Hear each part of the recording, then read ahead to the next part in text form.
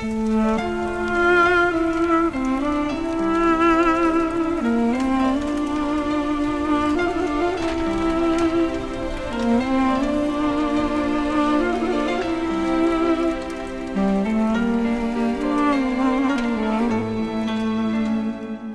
الله الرحمن الرحيم. قال رسول الله صلى الله عليه وسلم: من فطر صائما فله مثل أجره ولا ينقص من أجر الصائم شيئا.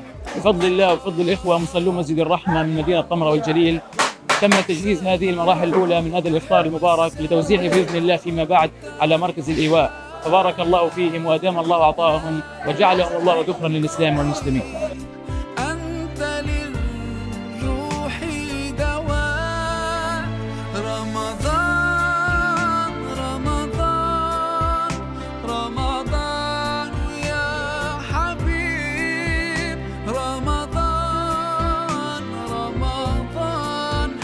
ليتك دوما قريب.